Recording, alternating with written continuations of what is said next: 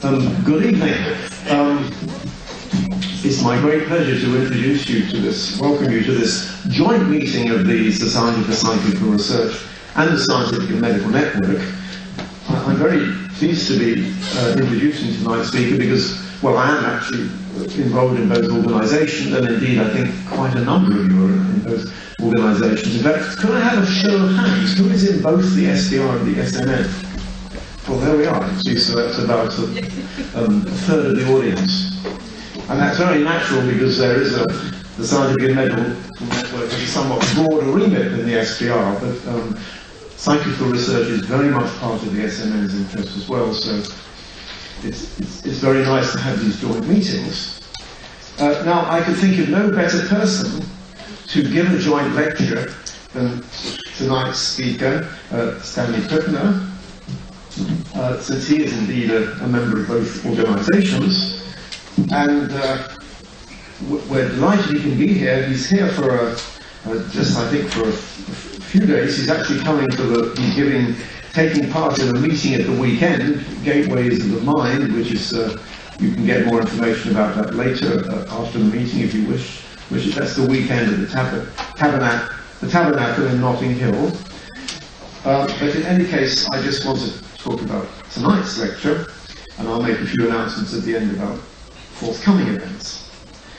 Now, I don't think I have to say so much about Stanley because he's so well known to everybody, his contributions to scientific research, and indeed, of course, the whole subject of shamanism. I will say a little bit. He is the Alan Watts Professor of Psychology at Saybrook University in San Francisco, where, of course, he's just come, or I think you come via Stockholm, most recently. He is very distinguished in all sorts of areas. I can't begin to list all of his books. They're far too many. The most recent book, I think, was his co-authoring of Demystifying Shamans in Their World, and he's the editor of 9 volumes of Advances in Parapsychological Research. The first book that I ever read of Stanley's was of Dream Telepathy, which I'm sure many of you have read. He's also has received the Lifetime Career Achievement Award from the Parapsychological Association, and the Society of Humanistic Psychology, and the International Association for the Study of Dreams. And in 2002, he was the recipient of the American Psychological Association Award for Distinguished Contributions to the Advancement of International Psychology. So he's one of those people who is not only so renowned in parapsychology and shamanism, but he's also much respected in mainstream areas of psychology as well. So I don't think I need to say any more, just to make a very warm welcome to Stanley. We're so delighted you can be here. I think it's the first time he's spoken to the SPR, though he's spoken to the SNN before. The title of tonight's talk is The Case of Amyr Amiden, Strange Phenomena in Brazil. So I would like you please to welcome Stanley.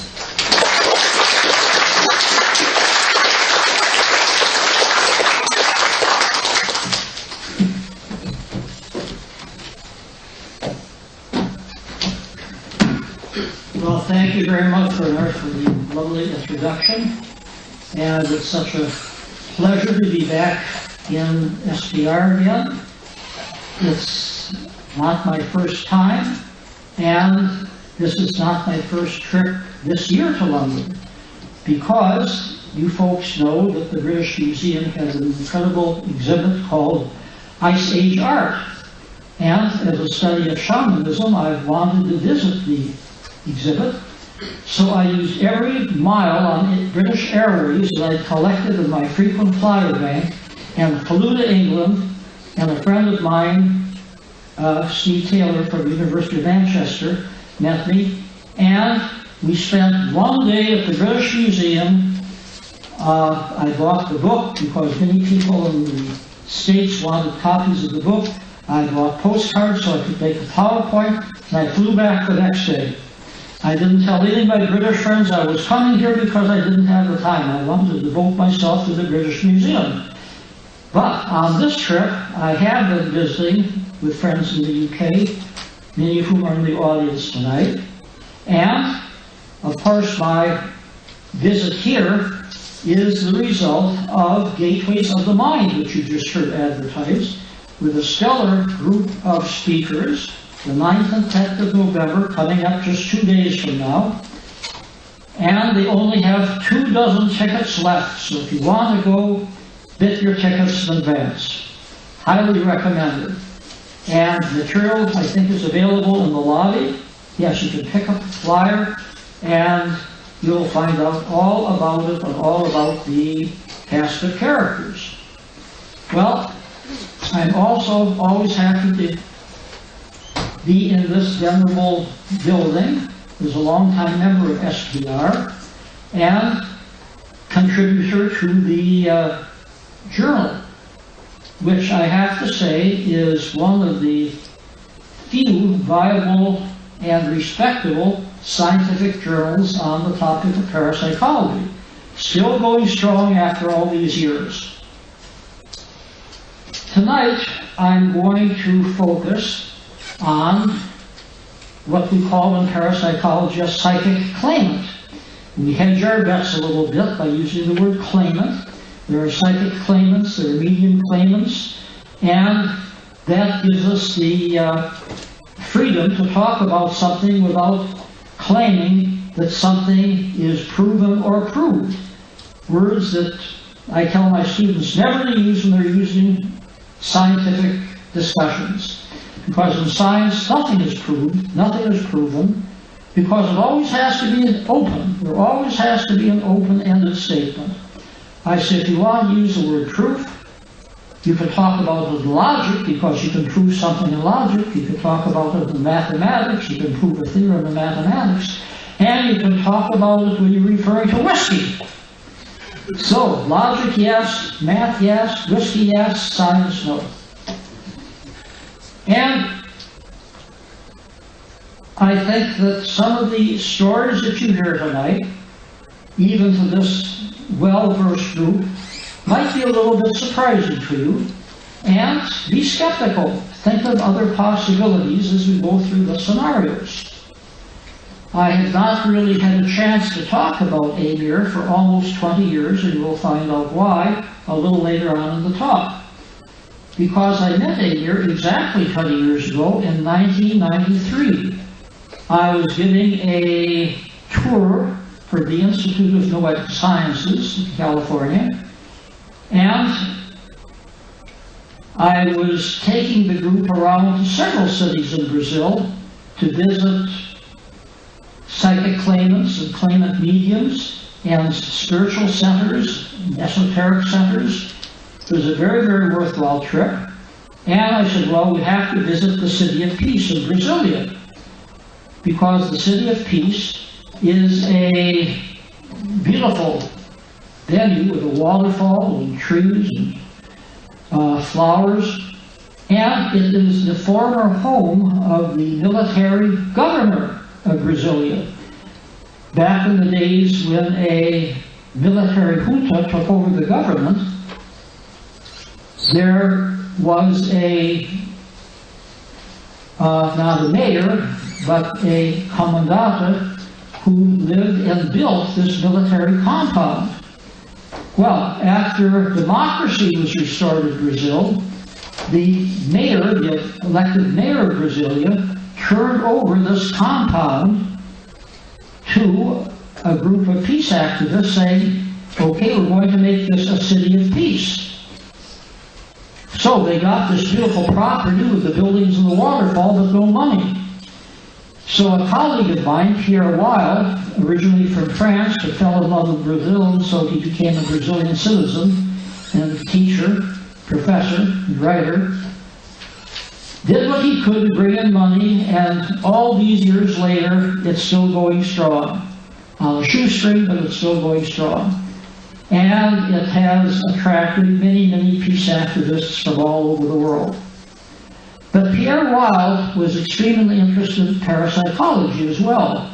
So when we visited on this tour, we visited the City of Peace, he said, I have a remarkable psychic who I'd like to invite for dinner tonight. And he said, fine. Well, that is how I met Amyr Amiden.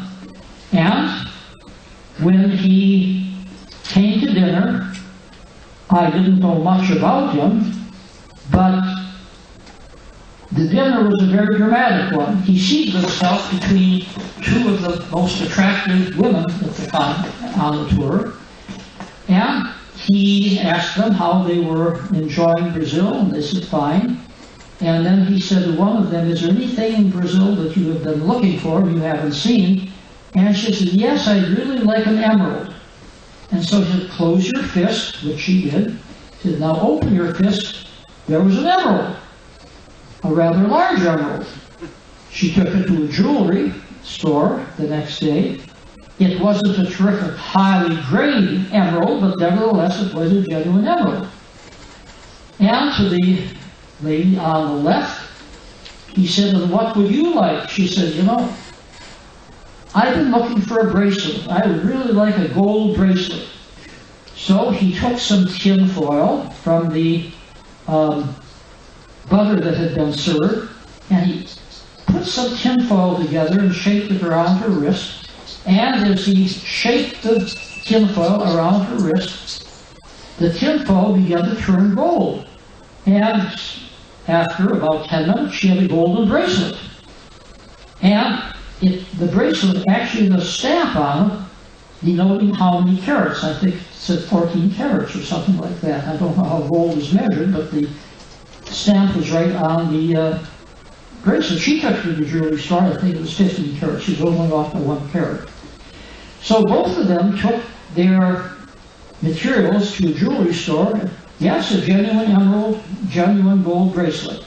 Low grade, not terrifically high quality, but it probably takes some extra effort from the spirit world to produce something that was a little more valuable. So, as we went through our dinner, there was a thud, and Pierre Weil said, it's happening again. And sure enough, on the floor was a polished stone, apparently coming out of nowhere. And those of you who are not in parapsychology, we call this type of sudden appearance of an object an apport, A-P-P-O-R-T. Well, then after dinner, we had an informal conversation with Amyr and got his life story. Apparently, psychic phenomena run in the family. He is of Syrian Arabian descent.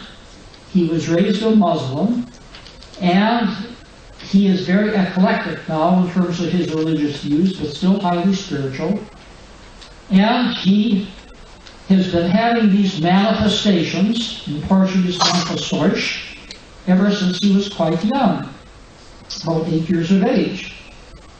So, as a result, he says there are actually two Amyrs. One is the older Amyr, the Amyr that was born in ordinary circumstances, and the younger Amyr, the Amyr who was born again when he started to have these manifestations, and he was taken off to the spirit world, which he described as sort of a parallel universe. And this is a spirit world that's populated by people who are either green or wear green. He described it in great detail. And he goes there from time to time at night. And this is where he gets his spiritual counsel. Well, more about the spirit world and the counsel a little bit later. But here I was telling this incredible story. And as he was speaking, I said, well, if you are very, very eclectic, that means that you derive wisdom from Buddha and Lao Tzu and Mohammed and Moses and Jesus Christ. As soon as I mentioned the word Jesus Christ, his eyes sort of glazed over, and on his hand you could see blood. blood on the left and the right hand, on the top of the hand, and also blood coming out of the forehead. This was the first of many times that we saw stigmata. And his stigmata, I actually wrote up for the Journal of Scientific Exploration, because I think this is the first time on record that somebody who was raised Muslim displayed the stigmata. And he says, you know, I feel so close to Jesus Christ that this sometimes happens. It's not painful to me, and the blood goes away, and I heal very quickly, but it reminds me of my spiritual interests and my spiritual heritage. So, he was very good at giving counsel. One of the young women on our trip had a daughter who had a tragic death when she was a teenager. And Amyr spent some time with her, and he said something very beautiful. He was saying, imagine that your daughter is like a shooting star. She burned out very quickly, but she brought a lot of light and joy into the world while she was alive. And this bereaved mother broke into tears, and the next day she was feeling fine. She was finally accepting of her daughter's death, and that she would see her daughter again, either in some celestial paradise or in another lifetime. So we actually saw him do some spiritual counseling along with everything else. Now, I asked him if he would be interested in doing some research, and he said that he would. 1 year later, I came back to Brasilia. I had a grant of $5,000 from the Parapsychology Foundation. We stretched that money as far as we could, and I think that the Parapsychology Foundation got a good yield from that investment. I brought with me a student who knew how to operate electrical apparatuses, because I told Pierre Weil that we needed a magnetometer. As many of you know, the files of the early SPR were investigated by Michael Persinger, and those spontaneous experiences, more likely than not, occurred on days of low geomagnetic activity. In other words, low sunspot activity, low electrical storm activity. Unless psychokinesis was involved.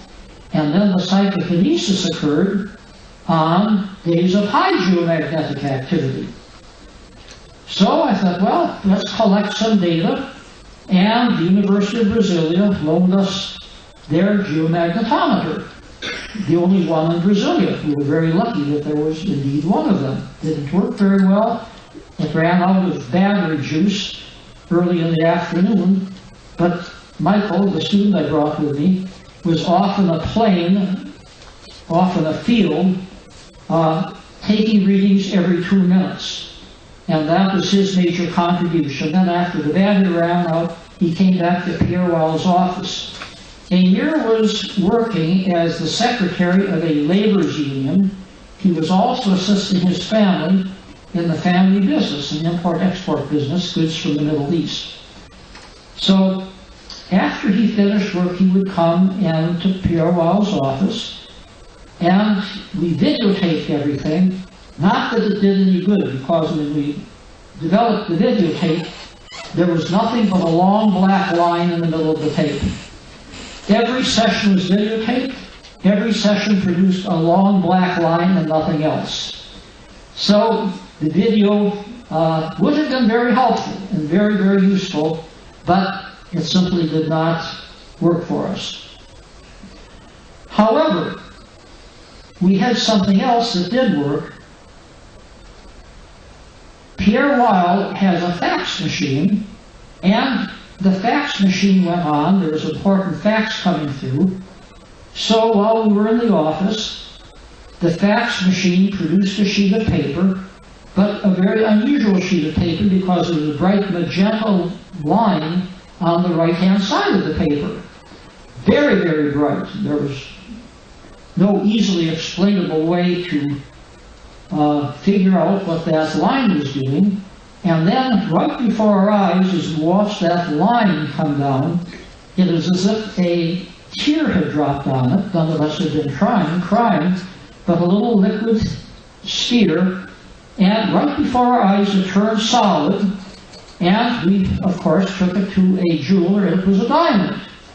Again, not a very high-carat diamond, but a genuine diamond nevertheless.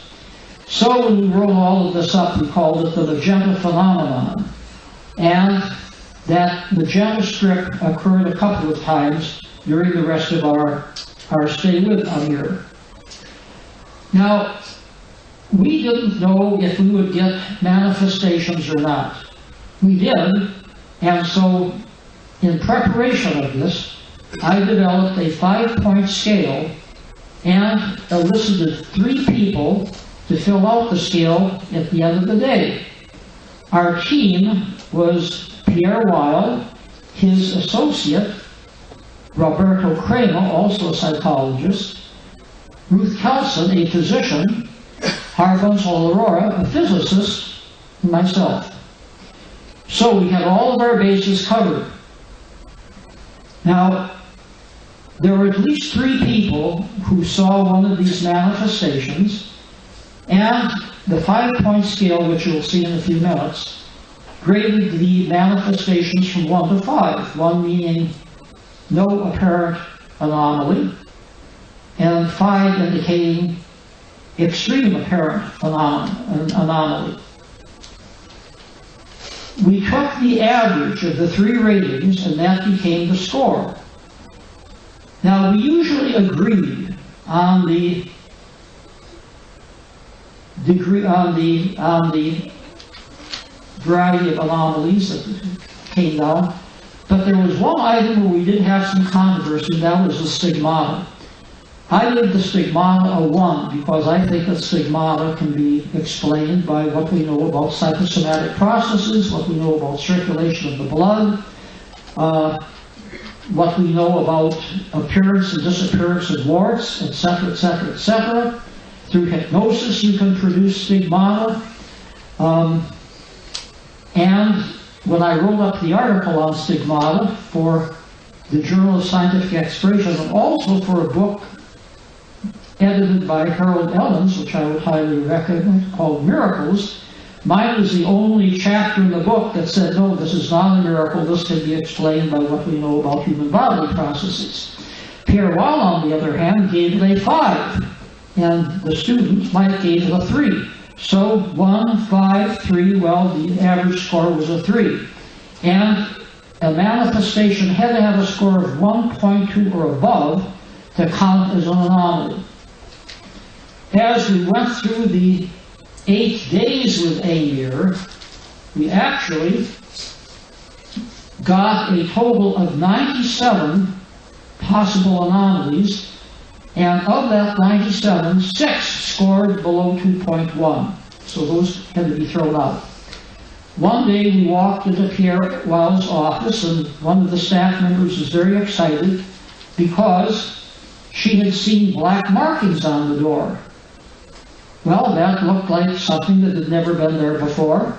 No, not at all. There had been a poster on the door, and the poster had been taken off, but the black tape was resistant to coming off, and so that remained on the door. So that got a score of 1 from all 3 of us.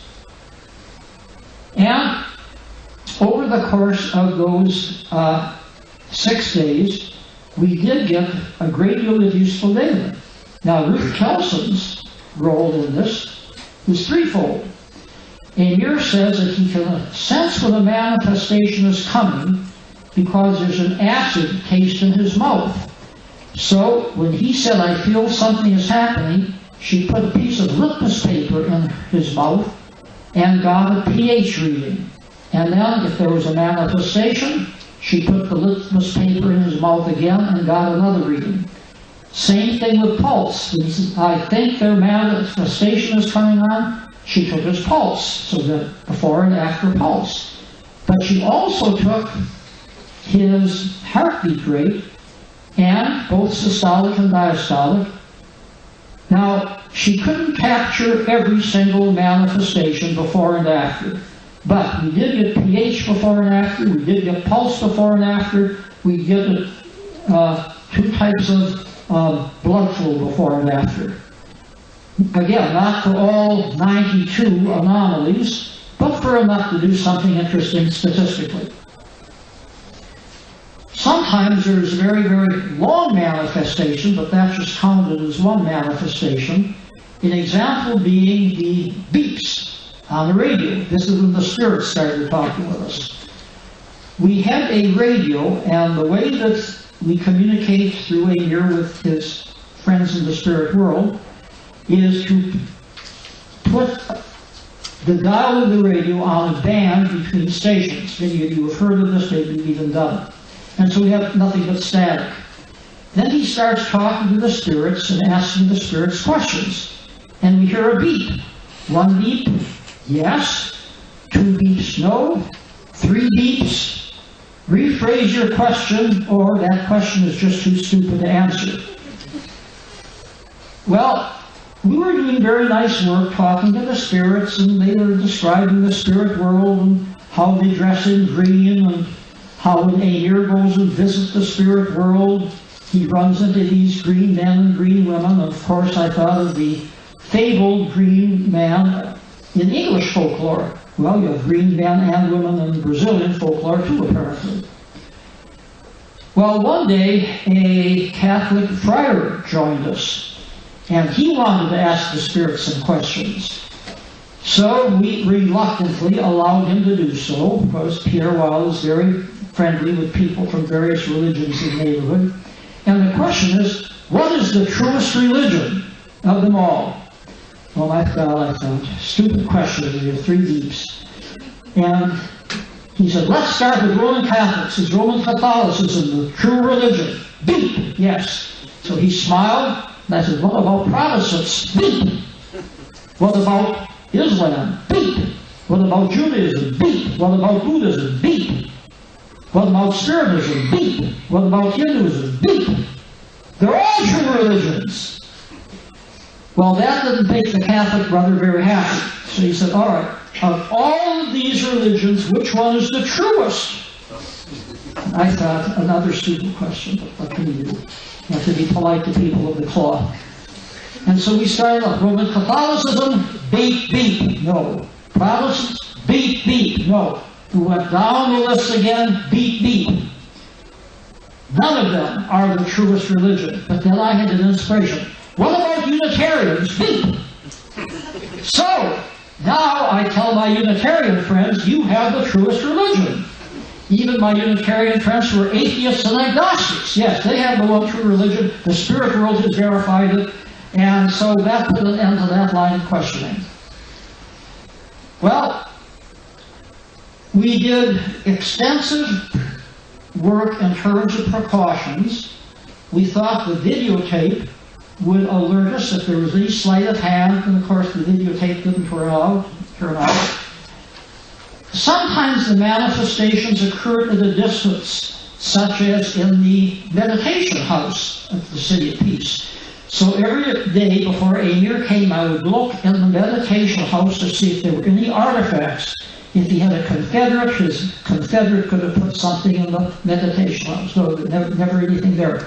But from time to time, he said, there's a manifestation, but it's not going to be here. It's in the meditation house. So we traced down to the meditation house, and sure enough, there was something unusual. A medallion, or a stone, or some other artifact. Now, this is Amyr, and he claims that the younger Amyr has more black in his hair than the older Amyr. I could never tell the difference, but nevertheless, this is supposedly the older Amyr. And here is part of our research team. On the left is Michael, our student. Amyr, standing by Amyr, Ruth Kelson, the physician. Right in the middle, Arbans Aurora, the physicist, and on the extreme right, Pierre Weil. We don't have Roberto Crena in the picture, but he shows up later. Here's Roberto Crema right in the middle. And there is Michael on the right, Pierre Weil on the left. So there you have it. That was our research team that met with Amyr the afternoon of 8 consecutive days. So here is Michael with Amyr, and Amyr is taking his glasses, and so I have to be very careful when I take my glasses off, because sometimes the metal will bend and then I can't get it into shape, and so it'll fit. So I have to make a special appeal to the spirits not to bend my glasses. His glasses did not bend. Okay, so here we have Ruth Kelson doing her measurements on Amyr. pH with the litmus paper, pulse, and heartbeat rate. She was very expert, really knew what she was doing, very fastidious recording. We're very, very lucky to have her on the team, as you'll discover when I do the results section. And so here I am with Amyr, and he is holding up one of the artifacts. Now, here's a close-up of some of the artifacts, and as you can see, they're religious medallions. Our rule was that whoever was near the artifact could keep the artifact. And so if the artifact fell at my feet, I could keep it. If it fell at somebody else's feet, they could keep it. And as we were going through our sessions with Amyr, he was saying, well, what type of manifestation would be most impressive to your colleagues? And I said, in parapsychology, the phenomenon of linked rings is the Holy Grail. If 2 rings of metal or wood are joined without a seam between the 2 of them, this is remarkably anomalous. Within seconds, bing, something dropped to the floor, and there was a pair of metallic linked rings. They fell at the feet of Harbons, our physicist colleague, and he took them back to the University of Fortaleza and had them analyzed, and so we know the type of metal that they were, sort of a combination of silver and lead, as I recall. And so he put them away in a safety deposit box, and that's where they are today. And he checks from time to time, because these artifacts have a habit of disappearing and then appearing again. Our artifacts were pretty stable over the course of time, with one exception, and that was the diamond. We produced 2 diamonds. But first of all, let me just show you a couple of other things. There is a medallion on the right that shows Mother Mary, and the medallion on the left has a curious story behind it. Roberto Crema's daughter was turning 16, and she said, I want Amyr to produce something special for me. And so, as soon as Roberto told Amyr that, there was a plump, and out of nowhere dropped a ring that fit her perfectly, by the way, which had 10 semi-precious stones around it, with 6 semi-precious stones right smack in the middle, and you add that up, they make 16. So, of course, she was delighted. So some things like that appeared very spontaneously couldn't have been done by sleight of hand, because it would have had no time to prepare. Here is an example of some of the polished stones that appeared. And you also see one of the emeralds that appeared.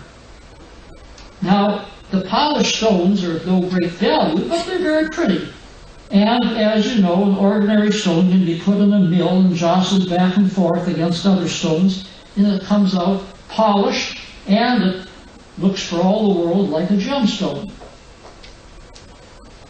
So here we have the other diamond that appeared on the magenta stripe, and this is the one that I was going to take back to San Francisco with me. So I put it in a piece of tissue, and I put that in a little container, a film container. I told nobody where I had put it. On the last day that we were there, I said, I think I'm going to check on the diamond now. I opened up the canister, looked under the wrapping paper, it was gone. So that was one of the manifestations that did disappear. And nobody knew where I had put it. I certainly didn't take it. So the spirits did get one of their diamonds back. Now, here we have a ring that appeared and some jewelry that appeared. The jewelry on the left is an interesting story because when the old Amyr was in charge, it was the jewelry in the middle that fell out of nowhere. And as you can see, it's a little bit twisted, a little bit tarnished, a little bit worn. But then, later that same day, the jewelry on the left appeared, and that's bright and fresh and new. And that was when the younger Amyr was in charge.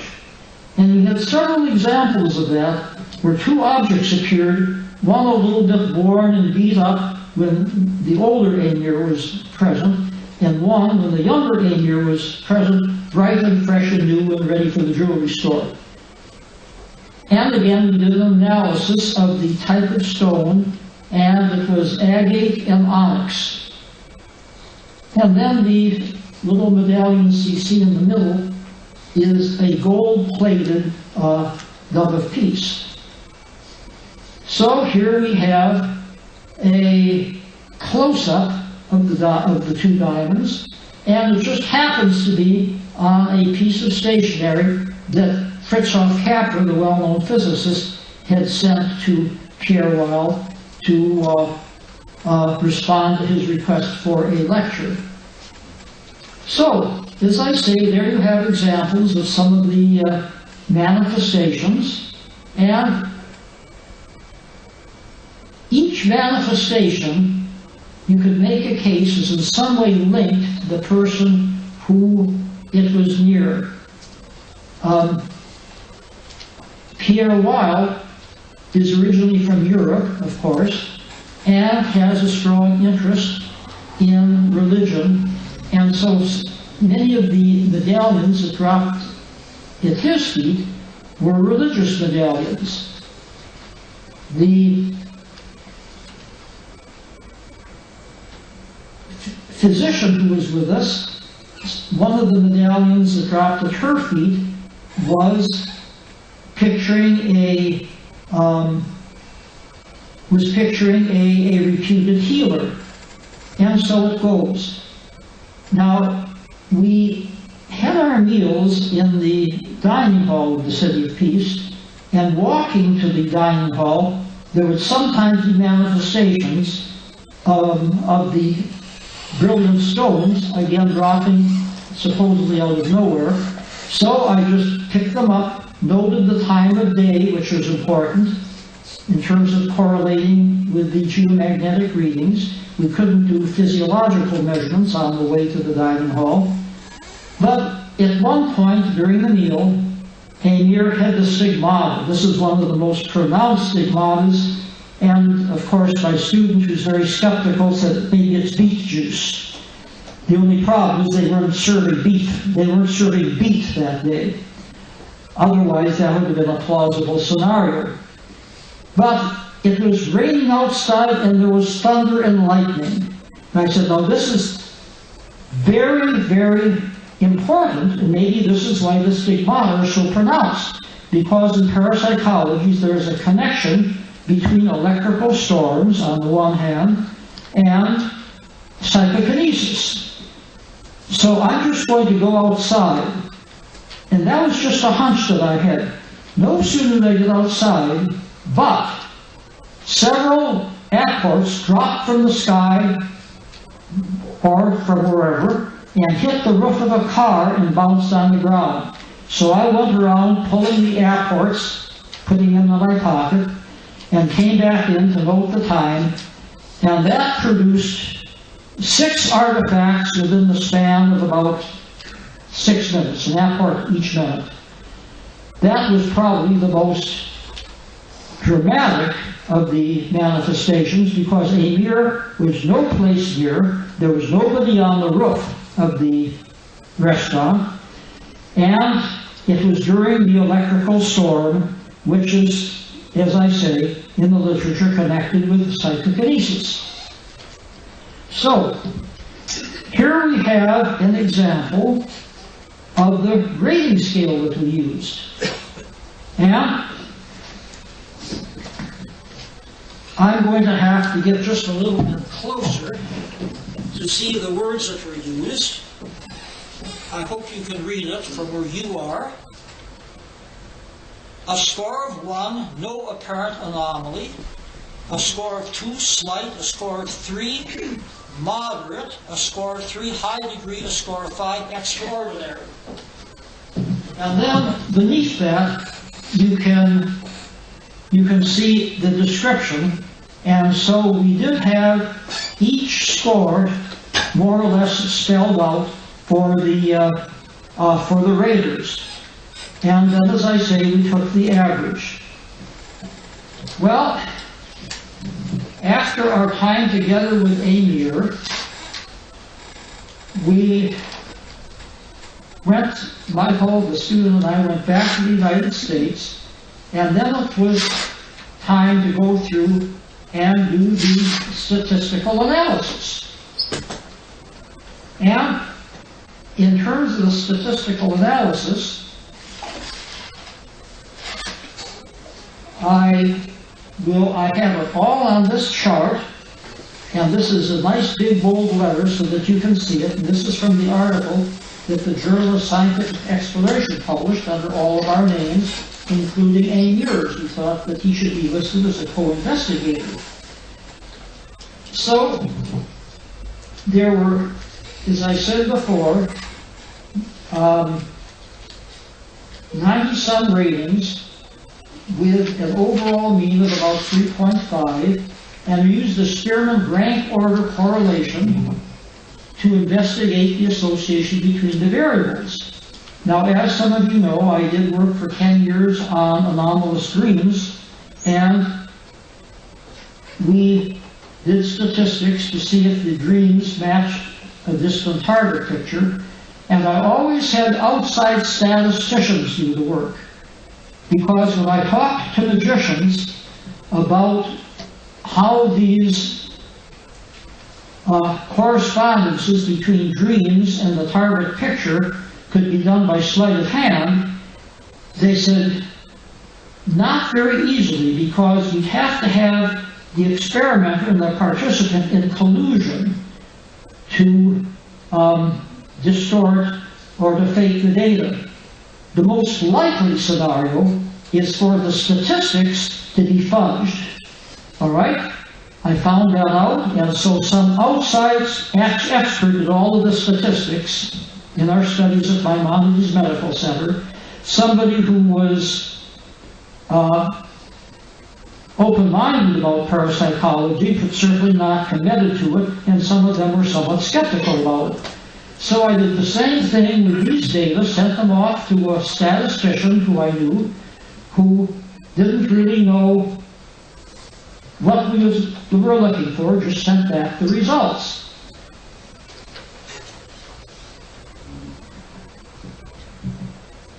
So all in all, there were 21 pulse readings taken by our physician, Ruth Kelson, that were followed by apparently anomalous phenomena, and there were 22 readings with antecedent anomalous events. Neither one produced significant results. It was pure chance. The pH readings, pure chance. But his pulse was rapid and symptomatic of tachycardia. This is important in terms of what comes a little later. We also did systolic and diastolic blood pressure readings, as I mentioned before, and the systolic blood pressure readings, pure chance, both before and after. But then we moved to the diastolic readings, and again, the physician said from a medical point of view, it indicates that Amyr has hypertension, and there were 12 diastolic blood pressure readings, followed by anomalous events, pure chance. 13 diastolic blood pressure readings with antecedent events. In other words, readings taken after the manifestation. And there we hit pay grade with a correlation of 0.71, which is very, very high, probability of 0.01, which means 1 chance out of 100 that it was due to chance. In other words, the higher the diastolic blood pressure after the event, the higher the rating tended to be for the event on our 5-point anomaly observation scale. So, imagine that Amyr feels that an anomaly is coming on, what he called a manifestation, and what was really the most significant, after the manifestation occurs, then there is this massive blood flow away from the heart, and this is something that measured, and this was our statistically significant finding in terms of his psychophysiology. So now let's look at the geomagnetic readings taken laboriously by Michael in this open field. A little bit boring because every 2 minutes he had to take a reading and couldn't daydream because the readings had to be precise. So because we didn't know when the manifestation would be happening. All in all, there were 15 geomagnetic readings followed by anomalous events, and this gave us pure chance results. 17 geomagnetic readings preceded by anomalous events, and here we had a correlation of 0.64, which is quite high, with again a probability of 0.01, 1 chance out of 100 that could lead to the chance. So, following the anomalous event, not only was there a significant diastolic correlation, there was a significant geomagnetic correlation. But the correlations don't stop there. And again, this is all on your chart. Through the through the U.S. Geodetic Service, I was able to find out what the daily average score was for South America and for the Southern Hemisphere. We used, and again, this is broken down so that we could match the time with the manifestation. When we looked at South America, the results bordered on significance with a P or correlation of 0.83, pretty high, probability of 0.09, 1 out of 10 possibilities that would be due to chance. But then in terms of the Southern Hemisphere, we got a correlation of 0.93. Now those of you who don't know statistics, a 1.0 would be a perfect correlation. 0.93 is pretty close, and of course that is statistically significant. So the manifestations, just in review, included polished stones, coins, religious medallions, onyx jewelry, small gemstones, and, as I said before, a pair of linked metal rings.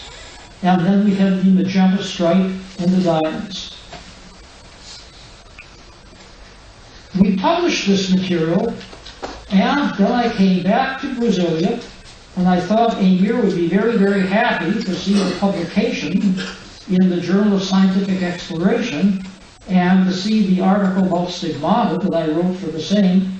But he was very, very unhappy when it was translated to him because I used such words as alleged, reportedly, supposed, seems to. Said, you don't believe me, you don't believe anything I said. I said, no, Amyr, that's not it. In parapsychology, you always have to hedge our bets. You have to word things very, very carefully.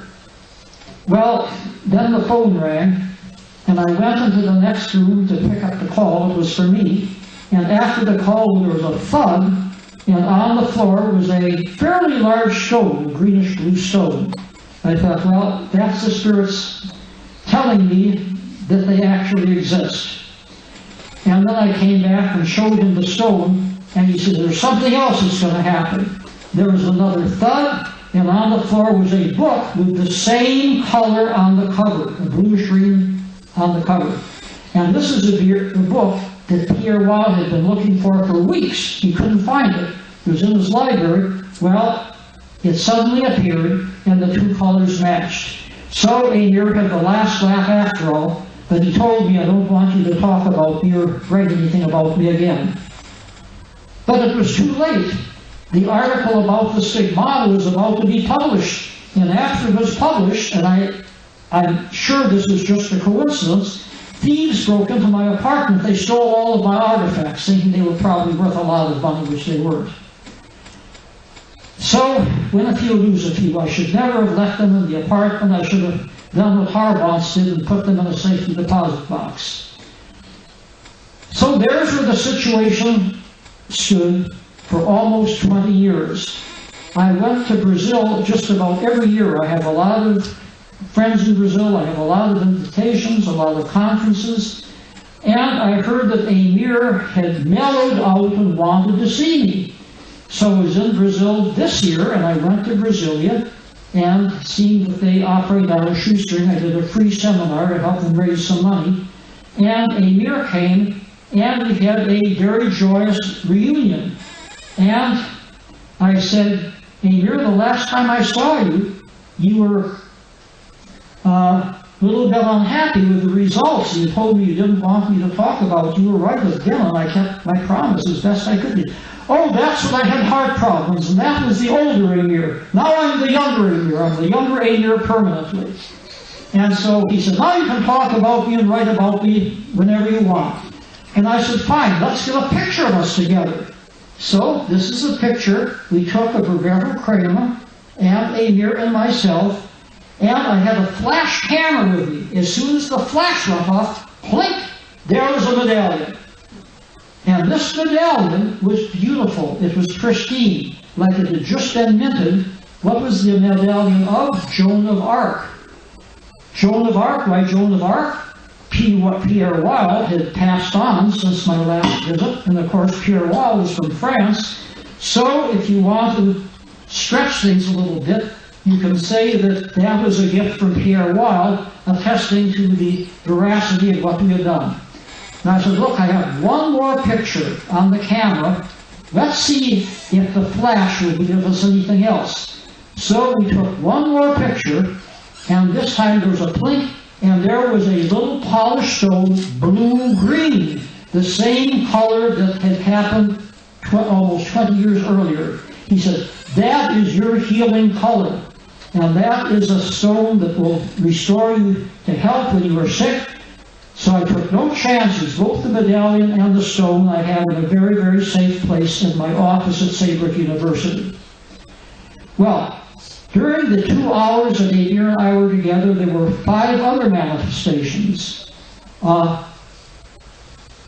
of them were polished stones, and the other 3 were liquid perfume. Now, this had happened earlier as well. And the liquid perfume has a special, distinct smell to it. 20 years earlier, I had made a mistake. I had not taken the perfume back. 20 years later, I was a little smarter. I took some tissue, and I got the perfume into the tissue, and the tissue has remained with me, and it still has that musky smell. And so that smell has survived. So the tissue and the artifacts are now in a very, very safe place. Okay, so that's the story of the Amiden. And you might ask, where are these apports coming from? If indeed they are real apports and not due to sleight of hand or due to me telling you a story about something that never happened, even though we had half a dozen witnesses over the course of the time we were together. Well, Pierre Weil said that there were 3 possibilities.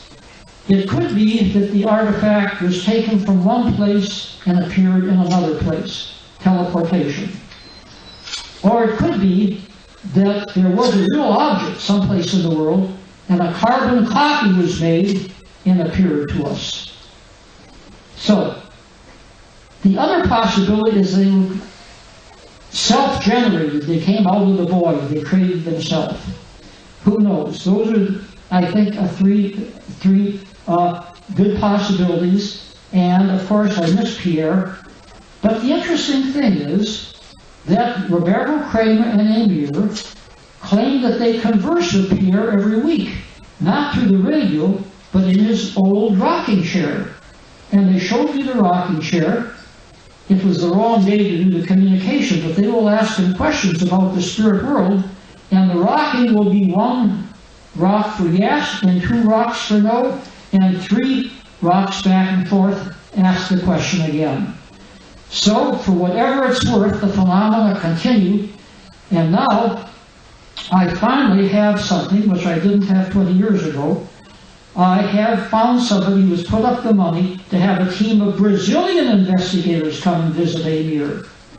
And this is something that I have really wanted to be done, and this would be a replication. And the Brazilian investigators will converse with him even better. My Portuguese is fair, but it's not good enough to communicate with somebody on a sensitive topic like this. So we're waiting Amyr has given his permission, so we're waiting right now for the Brazilian team to pull themselves together, decide on the date, and again, do the same thing that we did, not demand anything of Amyr, but just rest and relax with him in a comfortable atmosphere and record everything that happens. So, there you have it. Thank you for your attention. That is the strange case of Amyr Amiden.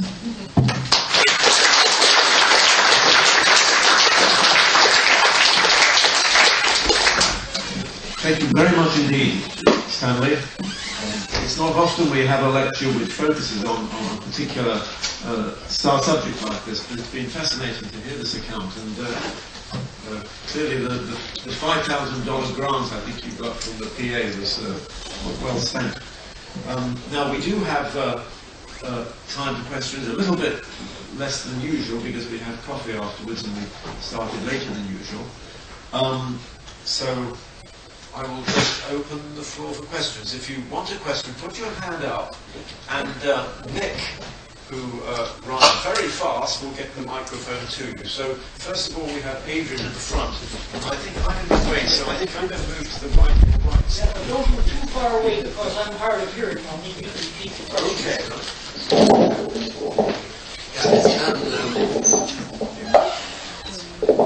Okay, I'd just like to ask about the artifacts, the medallions.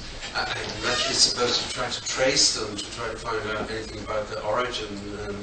I wondered, did it give anything? And the other thing was, the video camera didn't work. I mean, could you not get another one? I mean, did you try? You tried for a whole week, but when it wasn't working, did you ever try to substitute it with another control period to see?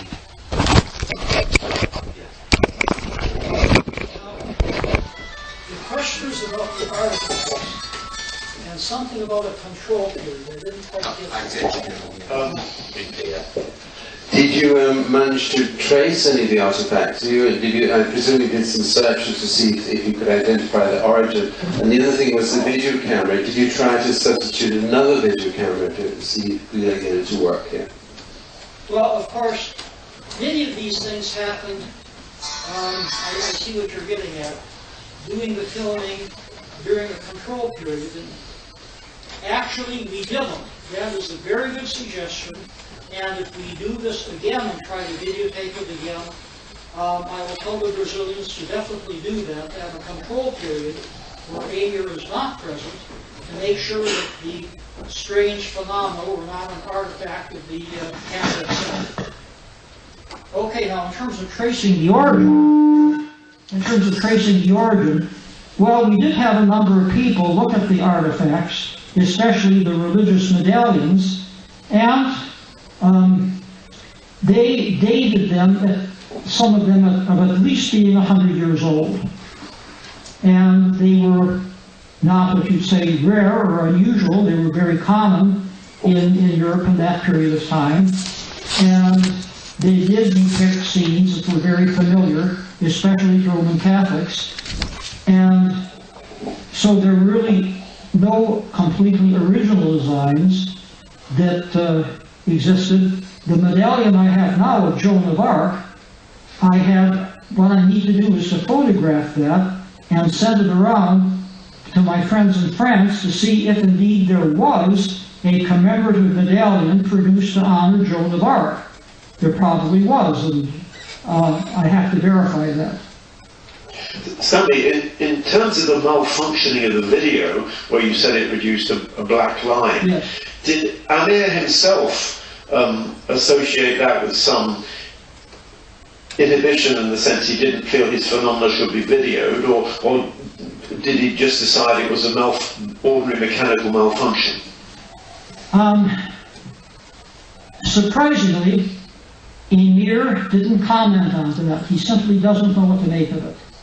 So he didn't attribute that to the spirit world or to the trickster effect. As you know, there's often alleged trickster effects in parapsychology. Just when you think you have a phenomenon nailed down, something eludes you and spoils it. And I've had that experience myself, and a whole book, The Trickster and the Paranormal by George Hansen, gives many, many more examples of that. But no, Amyr did not give an explanation. Thank you. Okay, Mary Rose Barrington. How much certain are you that it was really thieves who took all your apports? I mean, did they take anything else? The question is, are you certain that the apports were stolen by thieves? And did they take anything else? Yes, they did take many things. They went through my apartment, and all the beds were returned. They were looking for money hidden beneath the beds. I don't have enough money to hide behind or beneath beds, and so the beds were all turned upside down. Also, they took anything they thought of value, and they took a lot of my gift from shamans around the world, like their beautiful shamanic walking stick that was nicely decorated, some statues. I don't really have anything of value in my apartment, and so I'm sure they came up pretty empty-handed when they tried to barter them off with a jewelry store or a curio store. But they took other things besides the artifacts, yes. And also, my next-door neighbor did see two young men leaving my apartment, but I have so many visitors, they didn't think anything of it. But I was not home at that time. So we do know that they were, shall we say, thieves from this universe, not from an alternate universe. Can I have a second one? Is the book the largest object that he has apported? Is the book the largest object which he has apported? Yes, the book is the largest object we're dealing with, and this is a book that fell with a thud on the floor, and it was quite remarkable because the color was identical to the color of the rock, the small rock, that fell to the floor when I was on the phone. I didn't have my camera with me that day, unfortunately, so I did not get that photograph. Thank you. To me first. Thank you very much. Two questions. First of all, from this, what is your model of the reality when you see the phenomena? So how do you explain them? How do you understand what is the reality when you see this type of phenomena? First question is, first, one question at a time. His first question is, what do you infer about the nature of reality from these experiences? Or let's say, how much our belief system creates a reality? Does our belief system create reality? What's the sort of philosophical implication?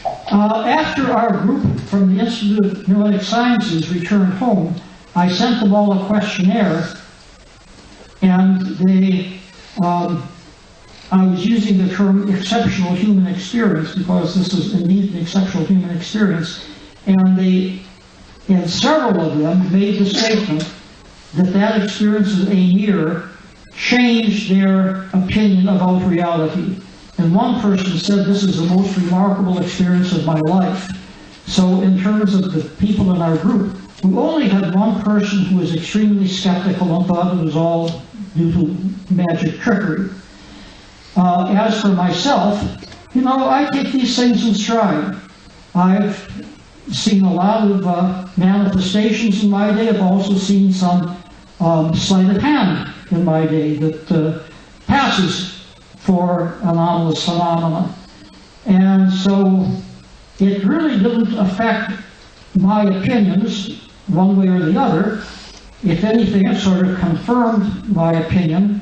I told this story to my friend Lawrence Lachan, who was the grand doyen of parapsychology in the United States, and he said, you know, there's so much that we still don't know.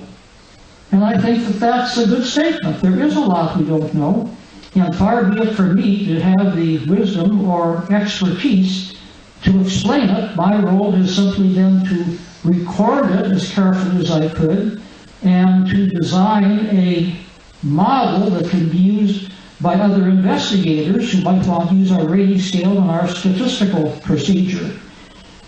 And time will tell, maybe not in my day, but at least this experiment and others like it are there. By the way, all of the articles that I co-authored or authored in the Journal for Scientific Exploration and Ray White's journal, Exceptional Human Experiences, were pulled together with additional articles by Pierre Wilde when he was alive and published in a book in Portuguese called The Magenta Phenomena. That book sold out within weeks, and it still is available by print and demand in Brazil. So the only other publicity that Amyr has received in the United States was from Shirley MacLaine, who got to it even before I did. And, of course, some people say, well, Shirley MacLaine, she's so gullible, she'll believe anything. No, not at all. I don't know Shirley MacLaine personally, but I know friends of hers. I think she's a marvelous actress, and I think that above and beyond that, she's a very keen observer. And she saw these manifestations when she was with Amyr, and so that got him actually more publicity than he was eager for, which is one reason he wanted some scientific investigations, and the people who read our article, at most, maybe a couple of thousand, or less. Julie, can we come back to your second question later, because there are lots of hands, but I won't forget. The gentleman, sorry, I don't know your name, but over there. I'm interested whether Amyr talks about a process that goes on in him when the manifestations happen. Does he talk about, is he aware of intent on his part, or is he aware of something opening or something happening? So the question is really, what does he tell you goes on with him when something happens? If I understood. When these phenomena occur, I'll paraphrase your question. When these phenomena occur, what happens to him? What is his experience when they occur? Is that? Yeah. Well, his experience is usually he has an acidy taste in his mouth. He says something's going to happen, and then we have the manifestation, and then, as I told you, there is a elevated diastolic blood reading, and so he is in a more or less, I should say, very agitated physiological state, probably during and right after the phenomena occurs. In terms of his anything beyond that, he's had this happen so long that it's not going to change his worldview or change his mind. His worldview was congealed when he was very, very young, that there are alternative universes, that he has access to all of them. Yes, but what I mean, is there a mental process? Does he think of an object? Does he go through a mental process in order to encourage this effect? No, not really. No. Within a few minutes, he's back to his ordinary mode of conversing, or he will make some statement in terms of when a similar phenomena happened. Is the phenomena always associated with the young version?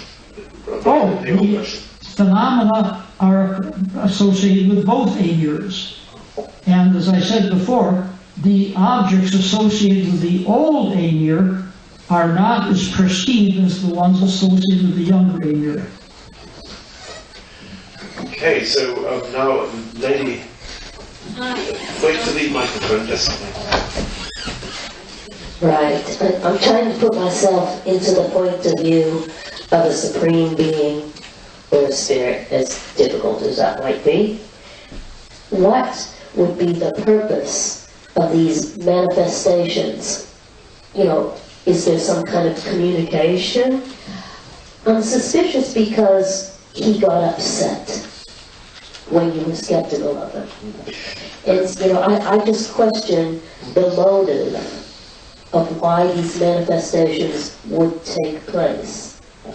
The question is, what would be the motivation for these phenomena from the perspective of a supreme being, if you like? Of whoever is doing these manifestations, what would be the motivation? Is it some kind of communication? Is it coming from a supreme being? Or is it coming from spirits? And what are they trying to say? What is the motivation? And I think the lady was slightly worried because he got angry, which she felt was not perhaps a good Well, I sign. can answer that. According to Amyr, he doesn't have any stake in this one way or the other. But the spirits do. They produce these manifestations, so he claims, to demonstrate that there is life after death, that there is a spirit world, that there is more to reality than the Western worldview will admit. It seems like a funny method, these objects. These objects seem like a funny method of communicating something which I would think would be profound and beautiful, whereas these objects seem a bit trivial. Well, the question is, the statement is that this seems a funny method to demonstrate the reality of the spirit world because these objects seem so trivial. I don't talk to the spirits, and so I don't know why they chose that way. Maybe that is the way that was the only way that was available for them to manifest through Amyr. Because remember, he's in the import-export business. And some people could claim, well, he took some objects that he got abroad and through sleight of hand reproduced them in the office. How, I don't know, but one could make that claim. So that background of his might be the reason that the spirits manifested with these particular objects. Yes, they could have manifested in other ways. I know of mediums, for example, who produce flowers or something very beautiful, or do painting through spirit guides. But this is the way that Amyr manifests what the spirits want him to communicate. Okay, thank you. Gentleman with the beard.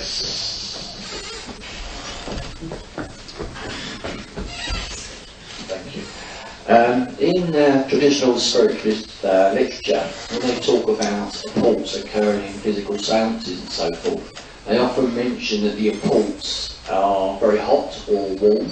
I was just interested to know whether the articles that you had apported also had a sort of temperature deviation from the ambient.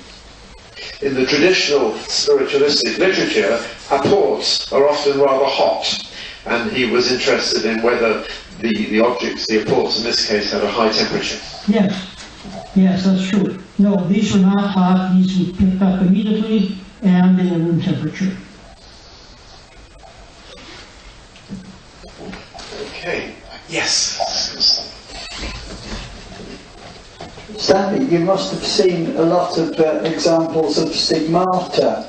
Can you describe some of them? I mean, are the wounds very, very deep and last for 1 or 2 or 3 days? And also, regarding the blood, would it be possible to take blood samples, see if it's human blood, but of a different blood group, to the person that manifests the stigmata? Are you asking about these particular stigmata or more generally? This one and generally. The question is about the stigmata, both in this case and more generally.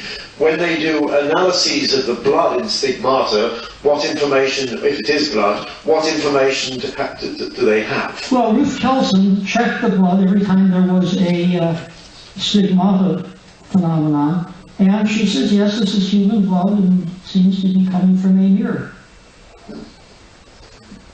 think that's a general feature of stigmata that, in general, that the blood comes from the person. Right. Yeah. Mhm. Thank you, Peter.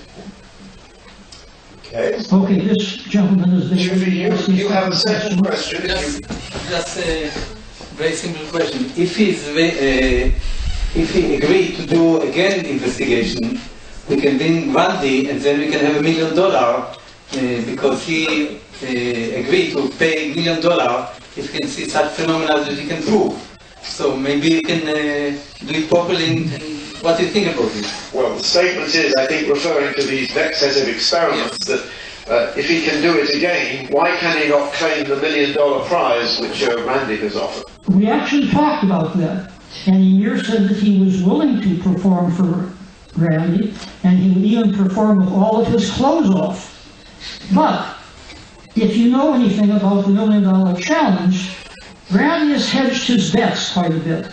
In the first place, we'd have to fly him down to Brazil, not only him, but an associate. That in itself is something we don't have the money to do. And then he is the one who would structure the experiment. That's something that would not work with Amyr because he simply lets things happen. And I'm afraid that that would not really fit into Randy's protocol. But we did discuss that, and if anybody is willing to put up several $1,000s to bring Randy and his associate to Brazil, Amyr would be very open, at least when we talked about this, to having his abilities checked into by Randy. Maybe you could offer to pay him his expenses out of the $1 million prize. Give him an incentive. We could try, but good luck on that. Okay, now I think the questions are beginning to come to an end, except for one gentleman in the front who will have the final word. I have a simple question. Is there any comparison between Amyr's manifestation and late Sai Baba's manifestation? Is there any connection, compatibility between Amyr's reports and those of Sai Baba's? Yes. Yes, there are similarities, but there's a major difference. Sai Baba, I've actually been to his ashram. He didn't have any manifestations when I was there, but I did sit in on his lecture, which was very inspiring, and talked with people who actually gave me some of the Djibouti ash that he manifests. There are some important differences, though. Sai Baba has been very resistant to having any sort of parapsychologist do an investigation of him. And Amyr, when we were together, and now 20 years later, is very open to having parapsychologists visit. Now, I have made an offer, a suggestion that nobody has picked up on. When Sai Baba was alive, there were parapsychologists who were allowed to visit him and to record what happened, but not impose any controls or not do anything that I would consider a controlled observation. However, several of his followers claim to have pictures of Sai Baba, and the pictures manufactured the ash.